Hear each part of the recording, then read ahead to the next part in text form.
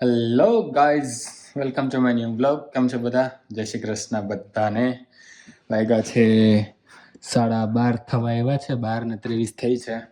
હમણાં જ બ્લોગ પૂરો કર્યો કાલનો, અને કેમ કે ચાર્જિંગ નહોતું એટલે પછી લાંબો હલાવ્યો કેમ નહોતો, પછી મોબાઈલ ચાર્જિંગમાં મૂકી દીધો અને મેં ખાઈ લીધું.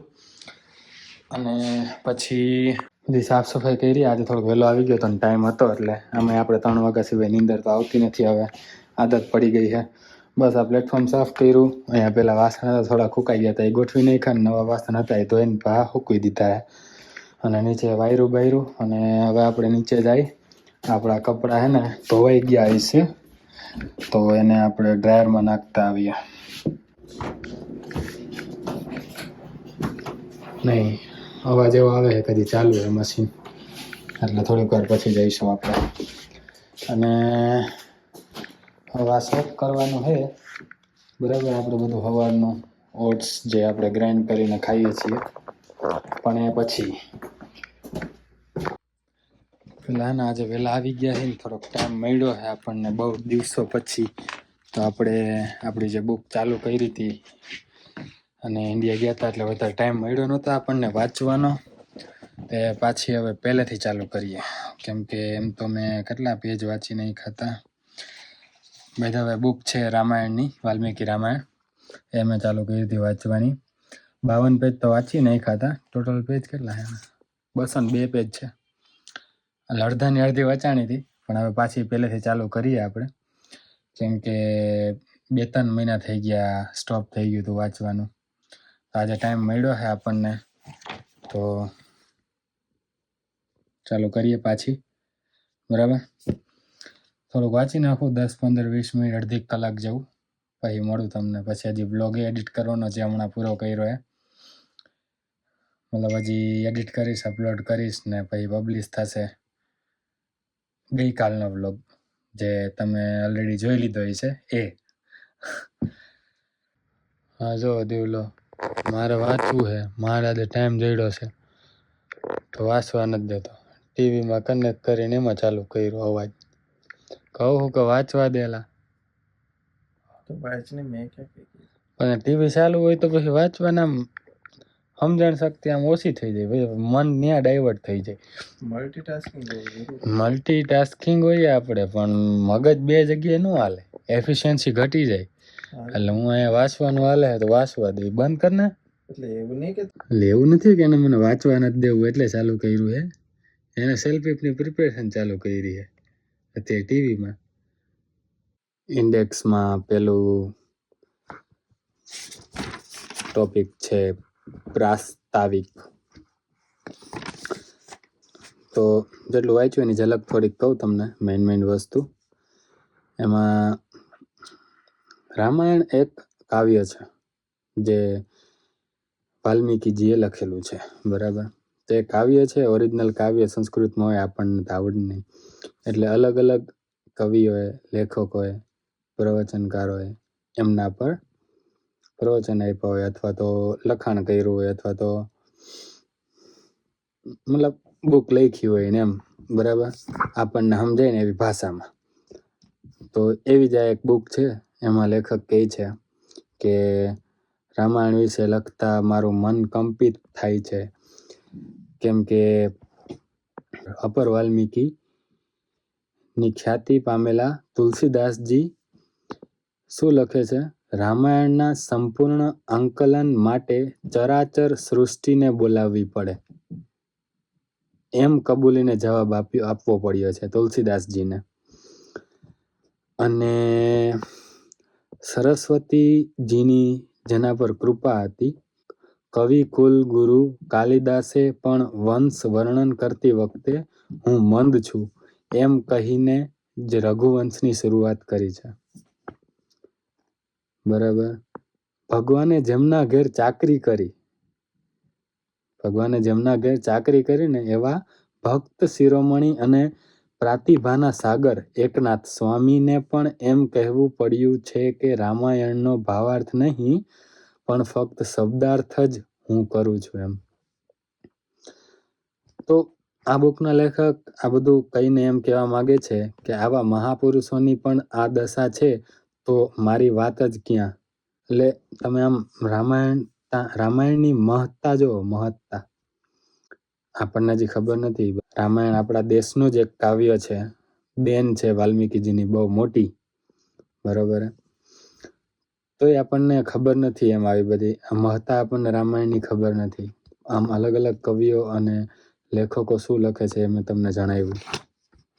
હજી એક વાત લેખકે કીધી છે કે આપણું પ્રાચીન કાવ્ય જેમ રામાયણ છે ને, એમ ગ્રીસ દેશનું પ્રાચીન કાવ્ય ઇલિયડ છે. પાશ્ચાત્યોને પોતાના દેશનું સ્વાભિમાન હોવાથી તે લોકો રામાયણની કલ્પના ઇલિયડમાંથી લીધી છે ને એમ કહે છે. ઇલિયડમાં કેવું છે, હેલન રાણીને લઈ આવવા માટે જેમ ઇલિયડમાં ટ્રોજન યુદ્ધ છે, તેમ સીતાને લઈ આવવા માટે રાવણ યુદ્ધ છે. પણ બેમાં શો ફરક છે તે હું તમને એક વાક્યમાં કહીશ, એટલે તમારા ધ્યાનમાં આવી જશે. હેલન રાણી પોતાના પતિને છોડીને એના પ્રિયકર જોડે ભાગી ગયેલી છે, જ્યારે સીતાને જબરદસ્તીથી પોતાનું પાતિવ્રત્ય ભ્રષ્ટ કરવા માટે રાવણ લઈ ગયો છે. છતાં જેનું પતિવ્રત્ય ભ્રષ્ટ થયું નથી એવી સીતા છે. આ બેમાંનો ફરક જો ધ્યાનમાં ન આવતો હોય તો દુર્ભાગ્ય આપણું, આપણા દેશનું અને વાલ્મીકીનું, કે જેને રામાયણના સર્જન માટે આટલી મહેનત લીધી છે. બસ આજે આટલું વાંચ્યું. હવે આપણે કાલે વાંચશું. હવે આપણે વ્લોગ એડિટ કરી નાખી. હજી આપણે કાલ સવાર માટે બ્રેકફાસ્ટ માટે બધું પલાળવાનું એ બાકી છે. ઓલરેડી કેટલા વાગ્યા છે જોવા દો છે મને. આમાં જોઈ લઈએ આપણે દિવ્લાની ઘડિયાળમાં. બાય ધ વે આ કેશિયોની ઘડિયાળ દિવ્લાને હે ને ક્રિસમસની ગિફ્ટમાં આવેલી છે એના જોબ પરથી. 12:57 થઈ છે, એટલે 1 વાગ્યો. હજી આપણે વ્લોગ એડિટ કરશું અને ઓલું પલાળશું, હજી કપડાં ડ્રાયરમાં નાખવાના જવાના બાકી છે, એ બધું કરશું તો 3 વાગી જાય. આપણે હુવાનો ટાઈમ થઈ જાય, પછી હુઈ જાય. કાલે અમે વહેલું જવાનું છે સવારે. વહેલું જવાનું ના હોય, ઉઠવાનું હોય કે ના હોય, વહેલી નીંદર તો આવતી છે નહીં આપણને. એ ખબર પડી ગઈ. આપણે 2 દી પહેલાં હુવાની બહુ ટ્રાય કરી પણ નીંદર આવી જ નહીં 3 વાગ્યા સિવાય તો. હેલો ગાઈઝ, અત્યારે વાગ્યા છે એના 3:19 અને મેં હમણાં જ તે વિડીયો પબ્લિશ કરી દીધો છે, જસ્ટ 15 મિનિટ પહેલાં, બરાબર. બાકીનું કામ બતાવતો હતો. અને આપણું ફિલ્ટર ખાલી છે તો એ ભરી દઈએ આપણે હમણાં.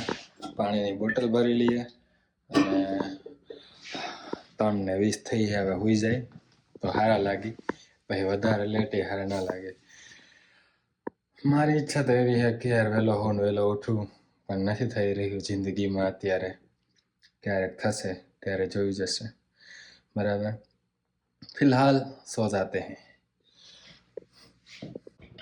હા તો ગાઈઝ, વાગ્યા 11:07 અને એઝ યુ નો ઓલવેઝ આપણી પાસે ક્યારેય ટાઈમ હોતો છે નહીં, કેમ કે આપણે ટાઈમે જાગતા હોતા નથી કોઈ દિવસ. રેડી તો થઈ ગયા છીએ આપણે, પણ હરમાન હમણાં 5 મિનિટમાં આવી જઈશે લેવા. હાજી મેં વિચાર્યું હતું કે હે ને હું વહેલો ઉઠી ચાલીને જતો રહીશ, કેમ કે આજે મારે વહેલું પહોંચવાનું છે. પણ શું કરું યાર, આદત છે મજબૂર. લેટ ઉઠીને કી આદત. રાતે નીંદર જ નથી આવતી ને. 3-3:30 વાગે હોઈ ગયો તો પણ નીંદર આવી 4-4:30 વાગે. એવું બધું હે. વાંધો નહીં, જે હોય તે. જાગ્યા ત્યાંથી સવાર.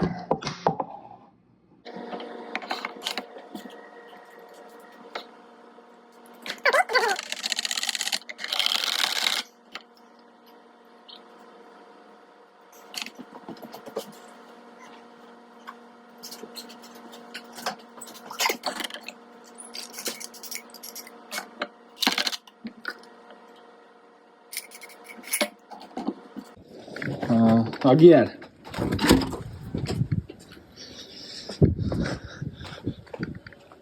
માઇનર પડે હાવ જરા જરા.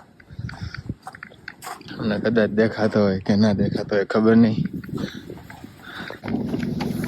ગાઈસ ના ના અయ్યો મારું બેટી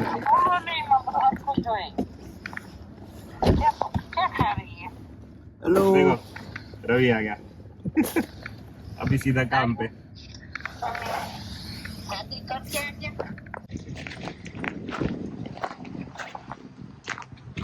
पहुंची गया मैं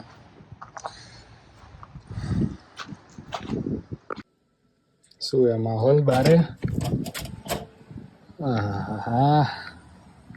થોડો થોડો સ્નો ચાલુ છે બધા જબરદસ્ત તો નથી પણ જરા જરા હે હું આના ફોતરા કાઢવા આવ્યો જો ખખડાવી ફોતરા કાઢી નાખી બારોબાર હેડો येरो गेर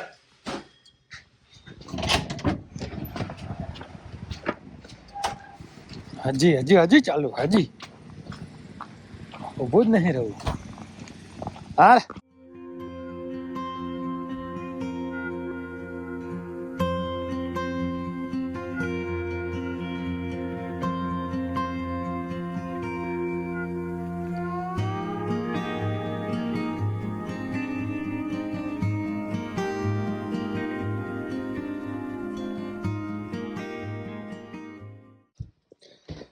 પહોંચી ગયા ઘરે કોઈ નીચે તો દેખાતું નથી એટલે એવું લાગે કે ઉપર હશે બધા જઈએ આપણે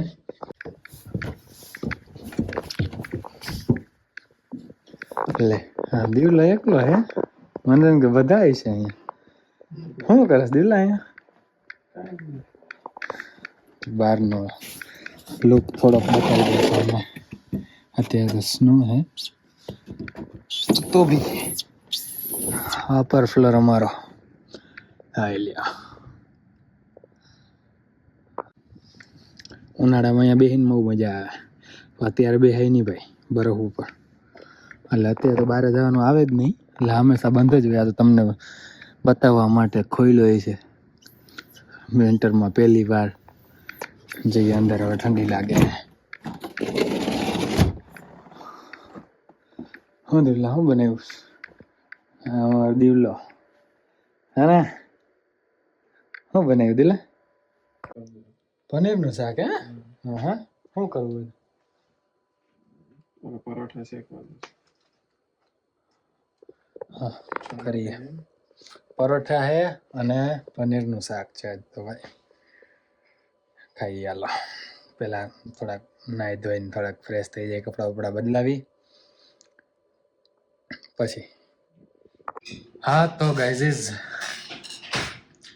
છે ને પનીરનું શાક અને પરોઠા ખાધા મજા આવી કેટલા વાગ્યા હજુ આજે 1:30 વાગ્યો 1:25 થઈ છે હા અને ખાતા ખાતામાં મમ્મીનો ફોન આવી ગયો હતો એટલે વાત કરતો હતો એટલે વિડીયોમાં તમને બતાવી ના શક્યો પર વાંધો નહીં આમે વિડીયો થઈ ગયો છે આપણો ઇનફ લાંબો તો હવે પૂરો કરીએ આ વિડીયોને આઈ હોપ તમને મજા આવી હોય તો લાઈક શેર અને કમેન્ટ કરી દેજો અને જો ચેનલમાં નવા હોય તો સબસ્ક્રાઈબ કરી દેજો ઇન્સ્ટાગ્રામમાં ફોલો ના કરતા હોય નીચે ડિસ્ક્રિપ્શનમાં લિંક આપી ત્યાં જઈને ફોલો કરી દેજો અને મળીએ નેક્સ્ટ વ્લોગમાં ત્યાં સુધી જય શ્રી કૃષ્ણ જય શ્રી રામ